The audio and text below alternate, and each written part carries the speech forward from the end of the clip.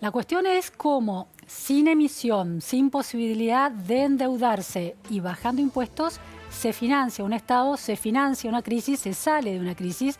Bueno, el tema, por ejemplo, de la eliminación del IVA. Estamos con Oscar Cetrángulo, economista, un experto en estos temas de finanzas y políticas públicas. Muchas gracias, ¿Qué tal, Luciana? Oscar, por estar aquí. Gracias a ustedes.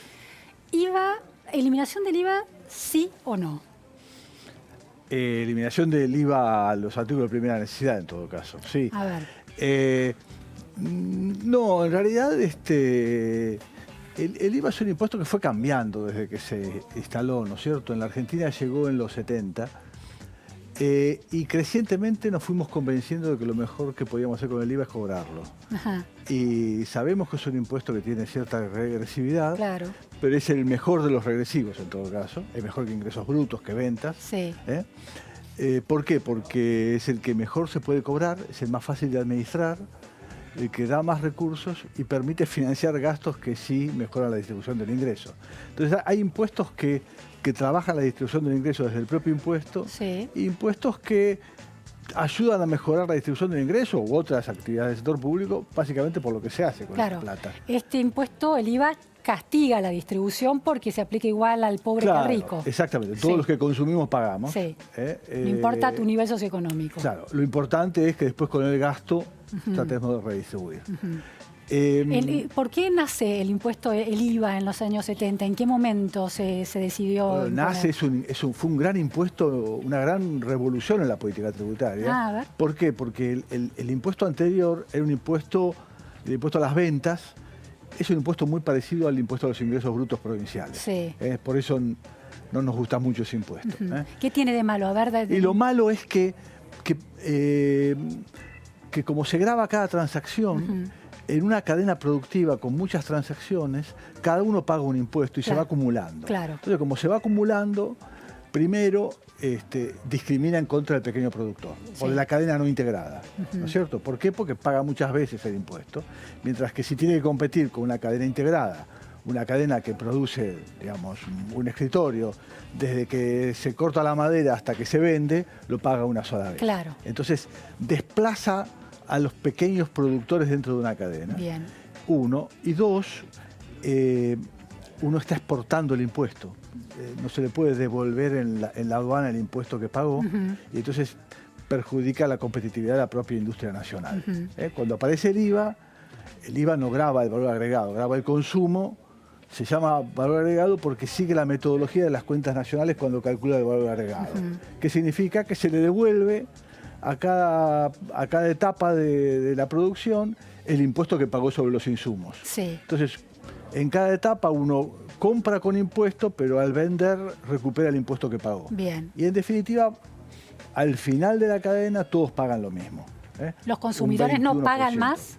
Todos pagan. ¿Que los de las cadenas? No. No, todos los consumidores pagamos lo mismo, y el que exporta se le devuelve el impuesto en la aduana. Bien. Es el único caso en donde se admite, está generalizado lo que se llama la tasa cero, que es imponer con una tasa nula para que se le devuelva el impuesto de la cadena. Ahora, no fue siempre del 21%. No, el impuesto empezó, subió y bajó.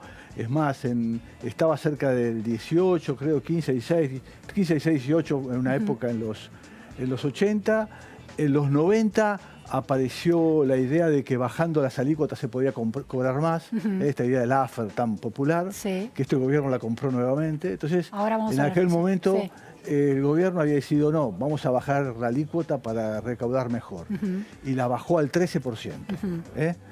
En aquel momento el gobierno, más allá de otro tipo de cuestiones, era muy pragmático, se dio cuenta de que eso no funcionaba, y de 13 lo pasó a 15,6, a 16, a 18 y finalmente en el tequila a 21.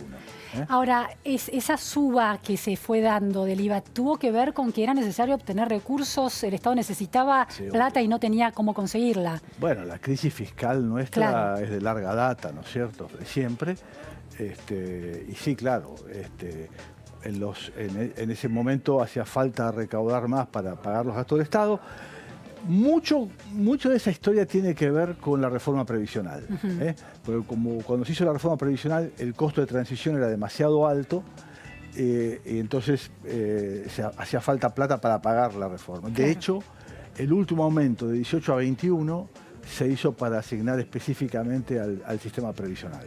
Ahora, por un lado está un Estado deficitario que gasta más de lo que tiene, por otro lado se siguen aumentando impuestos. ¿Este gobierno quiso bajar impuestos y tener déficit cero? ¿Se contraponen esos dos objetivos? Yo creo que sí. La teoría que está por detrás de eso, digo, para ser Sí. justo con quienes La lo mencionabas, defienden, sí. la teoría es que... ¿Cómo se llama esta teoría? No, Supply side. Supply side y Sí. el difusor Slaffer, que fue un economista que en su momento dibujó una curva de una servilleta de un hotel y pasó a ser una idea muy predominante en el gobierno de Reagan en aquel momento. Ajá. ¿Y qué dice esa teoría? No, que cuando uno baja la alícuota de un impuesto puede recaudar más porque la gente está más dispuesta a pagar. Es algo que puede suceder a cierto nivel de alícuotas, pero en general no pasa. En general no pasa y cuando uno baja la alícuota pierde recaudación. Pero Eso si lo hubiera... A ver. No, eso lo pasó a Argentina con el IVA y con ganancias también. Claro. También en aquella época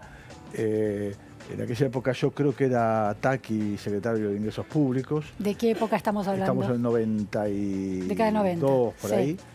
No sé si era Cuello o Taqui, la verdad Sí. que no me acuerdo. Entonces bajaron la alícuota de 30 a 20 y se perdió el 10%, la tercera parte de la recaudación. Ahí fue cuando se empezó a recuperar la recaudación subiendo alícuotas y el mismo gobierno que le había bajado a 20 lo subió a 30, 33 y 35. Subió todavía más. Ahora, en este contexto, ¿no? Difícil Sí. endeudarse, complicadísimo, no hay quien le preste a Argentina, se recurrió al FMI, se ha decidido que no se emite para no generar más inflación. No es una buena idea bajar el IVA porque además vos señalabas que el IVA te permite tener recursos para los sectores más vulnerables. Bueno, esa es otra discusión. La discusión del IVA y los artículos de primera necesidad es otro tipo de discusión. A ver. Que es para qué sirve.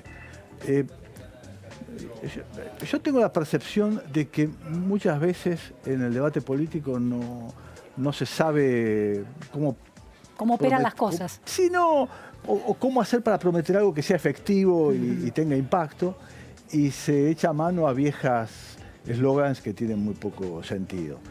En las últimas décadas, yo creo que no hay partido político que no haya prometido bajar el impuesto a los artículos de primera necesidad, que es una medida que tiene muy poco impacto cuando uno declara exento. ¿Por qué? Porque cuando uno declara exento de IVA, esto es algo técnico, pero lo trato de explicar.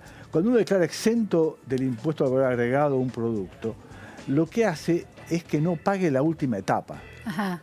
El último pedacito. O sea, claro, si yo digo, declaro exento este vaso, bueno, el que vende el vaso no paga 21%, Claro. pero tiene todo el impuesto de la cadena productiva. Claro. Con lo cual el vaso puede abaratarse en nada. Claro, eso es importante aclararlo. No es que esos artículos de primera Claro. necesidad, los 14 artículos de la canasta No, básica sobre el que se aplican, van a valer 21% menos en el supermercado. Momento. No. ¿Sí o no? Eso es lo que siempre se discutió. Sí. Esta vez la discusión es otra. A ver. ¿Por qué? Porque cuando hubo un debate hace un par de años sobre esto, ahí fuimos varios los que alertamos que eso no tenía sentido. Sí. Para entender, Oscar, en ese momento, si se aplicaba tal como se discutía, el sachet de leche no iba a valer 21% menos en la góndola. No, iba a valer algo. De hecho, se hizo eso Sí. y el abaratamiento es casi inexistente. Bien. Y en general se lo queda al comercio. ¿Y por qué ahora es distinta la discusión? No, porque lo que se hizo en esta circunstancia es tomar la medida que efectivamente podría bajar el precio al 21%, que es no declararlo exento, sino gravarlo a tasa cero. Ajá. Cuando se grava a tasa cero, el que vende el vaso hace la declaración jurada, Sí. pero como está a tasa cero, Sí. el AFIP tiene que devolver el impuesto de toda la cadena. Ah, entiendo. Es Por una eso- cuestión técnica, pero que impacta Sí, en el precio. Sí, claro. claro. Eso se hace muy poco en el mundo. ¿Por qué? Porque es una medida muy difícil de administrar, de controlar. Cuando uno hace eso, es muy difícil controlar que los comercios efectivamente pidan la devolución del 21% de ese producto y no de otros. Claro. No es tan fácil distinguir Claro. en una panadería cuánto se hace de pan y cuánto Sí, se hace de sí. una torta, bueno, en un comercio, etcétera. Y eso es un debate que fue muy fuerte en México y en algunos países de Centroamérica. ¿Por qué? Porque ahí se abusó de la tasa cero y entonces se destruyó el sistema tributario de alguna sí, manera. de recaudación del IVA. Claro. México pasó a recaudar muy poco de IVA. ¿Por qué? Porque es un incentivo o una puerta abierta a la evasión. Claro. Entonces, a partir de esa experiencia que ya tiene... Pasó todo como pan, no Bueno, las facturas, bueno, en realidad no las tortas, como insumo, pan, claro. O como insumo de eso, Claro. es muy difícil de controlar. Ahí hace falta una administración muy cuidadosa. De manera que en esta lógica del 21 por la eliminación y la fijación de una tasa cero a estos 14 productos, sería positivo si fuera controlable, pero no lo vamos a sentir en definitiva en el precio porque no es controlable. Bueno, no, ahí hay dos cuestiones. Uno puede controlarlos, pero es muy difícil. Pero es muy controlable si uno tiene una muy buena administración tributaria de país desarrollado. Me parece que está un poco lejos. Es buena, pero no tanto como para eso. Y segundo, en periodos inflacionarios es imposible. Claro. ¿Cómo haces para controlar que lo que aumentó bajo un precio sea por la inflación o por el impuesto? Y un tercer punto que no es menor y es una razón por la cual en general se desestima esta medida en general en las administraciones más desarrolladas y en la teoría, es que uno está beneficiando a todos los sectores sociales que consumen ese producto. Sí. En el momento de crisis uno tiene que... es regresivo de otra manera también. Es regresivo de otra manera. Claro. ¿Por qué voy a dejar que las clases altas consuman harina más barato de lo que consumían ayer? Entonces, lo más razonable desde todo punto de vista es recaudar el impuesto, como tengo que recaudarlo, y usar ese dinero para asistir a quien tengo que asistir. Oscar, había una crítica desde el Frente de Todos a esta decisión de eliminar el IVA que decía que se iban a enriquecer los empresarios con esa eliminación. Bueno, empresarios, el comerciante, en la medida que no se pueda controlar y la baja de impuestos no sea baja de precios, sino sea... Claro. Es baja de impuestos, pero no se va a trasladar al precio. Si se mantiene entonces, el precio, gana más. Claro. Es posible, digamos, depende de cómo se administre. Lo cierto es que es muy complicado. La administración, aún en el mejor de los casos, lleva tiempo. Y en una medida que va a durar 60 días no tiene ningún sentido. Claro, además es engorrosa para aplicar en tan corto tiempo. Además, si como medida, supongamos que es una medida de marketing electoral que puede servir para construir un relato de, bueno, estamos prestando atención a los reclamos de la gente. Pero cuando la gente vaya a la panadería y no vea demasiado impacto en el precio del pan, porque el impacto de la suba del dólar le está pegando más, no va a estar muy contenta tampoco. Bueno, el primer es de corto aliento, ¿no? El primer día seguramente lo va a ver. Y en las próximas semanas no vas a ver si aumentó por la inflación o por otra cosa. Es muy complicado. Hay incluso, digamos, más aún, los sectores más necesitados no necesariamente compran en comercios formales o que pagan IVA, o en monotributistas que no pagan el IVA como lo pagan los otros comercios. Así que no sé, me parece que no es una medida muy acertada. Y lo más complicado en todo caso a mediano plazo, porque esto pasa y no es tan grave, es si los futuros gobiernos se van a animar a ir para atrás. Porque cada vez que se baja un impuesto es difícil volver a recomponerlo. Sí, derecho adquirido, derecho que queda. Sí, y nosotros tenemos una historia muy larga de parches que reemplazan políticas estructurales y después el parche queda, ¿no? Oscar, las provincias están reclamando que este impuesto, la eliminación de este impuesto a estos 14 alimentos esenciales básicos, va a implicar una pérdida de 1.500 millones de dólares en las distintas provincias. ¿Es un cálculo razonable ese? Claro. ¿Cuánto representa el IVA, la recaudación del IVA en las provincias y en Nacional? Bueno, ¿Cálculos? había un cálculo del gobierno de cuánto era la pérdida fiscal de esta medida, ¿no? Y la mitad de esa pérdida es coparticipable. Pero insisto, depende de cuál sea la dinámica de precios en el futuro. Y es cierto, todas estas medidas que afectan impuestos coparticipables deberían ser negociadas con las provincias. Eventualmente, si uno, en lugar de hacer esto, hiciera una medida de aumento del gasto asistencial, eventualmente uno podría negociar con las provincias, porque son beneficiarios también las personas que viven en esos. Bueno, entonces eliminación del IVA es la idea y por otro lado la idea de subir los márgenes de aplicación del impuesto a las ganancias, beneficiar con algunas quitas a distintas franjas de los salarios. Entonces dejamos de ganar por el IVA, dejamos por lo menos en algunos sectores del IVA y también con el impuesto a las ganancias. ¿Cómo se sostiene un Estado que empieza a bajar impuestos en este contexto tan crítico? Bueno, el gobierno empezó a bajar impuestos mucho antes. Pero subió retenciones y aplicó a otros sectores las retenciones. Las retenciones eran, bueno, las retenciones eran de suma fija, un invento que difícil de comprender.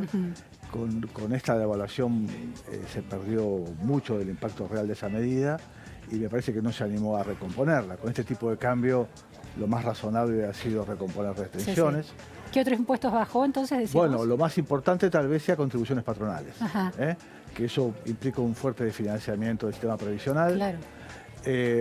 Anunció rebajas en ganancias de las sociedades muy fuertes, que si bien sigue el ritmo de otros países, nosotros fuimos un poco más rápido que otros, y anunció la eliminación del impuesto al cheque. O sea, hay una idea de que la reducción de impuestos va a reactivar la economía. También es cierto que estamos con un nivel de presión tributaria elevadísimo, ¿no? Claro. Elevadísimo por teniendo en cuenta los bienes que recibimos. Sí, un Estado mal administrado, en definitiva. Sí. Pero bueno, en momentos de crisis hay que mirarlo. La idea entonces, la lógica detrás de estas rebajas de impuestos es que le llegue la plata al bolsillo de la gente. No es tener un Estado más eficiente. Bueno, el problema es si el Estado tiene equilibrio y segundo, si eso efectivamente promueve el desarrollo, las inversiones, etc. Eso está en duda. Pero de todos modos, hoy estamos en un momento de cambio de gestión económica. No sabemos qué va a pasar de ahora en más, si va a haber algún tipo de reacomodamiento de estas políticas y qué vamos a encontrar, ¿no? La idea de bajar impuestos está muy instalada en esta gestión de gobierno y sobre todo de cara a 2020. La propuesta del Frente de Todos, el posicionamiento por lo menos ideológico, económico, es que bajar impuestos, cargas patronales, por ejemplo, está en contra de los trabajadores. ¿Subirlos conviene? ¿Cuál es la lógica que correspondería a un Estado racional? No, bueno. En la situación en la que está Argentina, ¿no? Las contribuciones patronales son un impuesto diferente al resto, porque financian una determinada prestación, que son las prestaciones previsionales. La historia de nuestro sector público es una historia de crisis previsional, con lo cual toda aquella medida que agrave la crisis previsional no es buena, desde el punto de vista macro y fiscal. Claro, quitarle ingresos a ese sector es delicado. Porque vas a tener que reemplazarlo por otros. Ahí hay derechos adquiridos, hay que pagar las jubilaciones. Eso se hizo en la Argentina en los fines de los 70, durante el gobierno militar, y después se hizo en los 90 con la convertibilidad. O sea, siempre que hay tipo de cambio atrasado, se trata de recomponer la competitividad con lo que se llama devaluación fiscal, que es bajando impuestos para mejorar la competitividad. Este gobierno es el primero que lo hace con tipo de cambio alto. Es raro, creo que es inútil y afecta la solvencia del sistema de pensiones. Claro. Es cierto que el gobierno tiene una deuda que se va a terminar esta gestión sin haberla cumplido, que es discutir una reforma previsional de mediano plazo. Creo que ese es un problema. Siempre se habla de la pesada herencia. ¿Cómo se comportó el tema impositivo y el previsional durante el kirchnerismo? Desde Néstor Kirchner hasta la última gestión de Cristina Kirchner. No. Ahí tenemos un gran problema, digamos, que seguramente es lo que recibe este gobierno. ¿Cuál fue ese problema? Bueno, dos problemas. Uno, fue un periodo de un crecimiento de la recaudación tributaria enorme, creció 10 puntos del producto. ¿Eso es bueno o no? Es bueno si se usa bien. ¿Porque fue efectivo controlando o porque aumentó los impuestos? No. Básicamente porque mantuvo los impuestos de la emergencia cuando no había emergencia.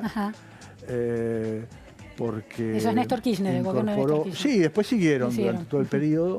Pero no solo eso, además de aumentar los impuestos un 10%, se aumentó el déficit fiscal un 9%, con lo cual el tamaño del Estado creció un 20%. Y es claro que no... No es sostenible. Más que no solo no es sostenible, sino que no se percibe. Uno no percibe que hoy tenga un mejor sistema de educación, de salud. Los servicios y los que uno recibe del Estado no son de calidad. Claro. Lo que sí tuvo son servicios más baratos y mayor cobertura previsional. Pero el momento de gran auge no se usó para hacer una reforma estructural sostenible. En general, la Argentina toma en la emergencia medidas que son de muy corto plazo, como para salir del apuro. Pero en ese periodo lo extraño es que, no siendo un periodo de emergencia, digamos, Había superávit, sí, había sí. superávit, etcétera, igual se tomaron medidas como si fueran la emergencia, que es básicamente resolver la cobertura a través de moratorias. Claro. De eso tenemos que resolverlo. Este país debiera tener una reforma previsional importante y de mediano plazo. Clarísimo, Oscar Cetrangolo. Muchísimas gracias por estas explicaciones. Gracias a ustedes. Nos vamos a un corte en la repregunta Noticias a Fondo y enseguida volvemos. No se vayan.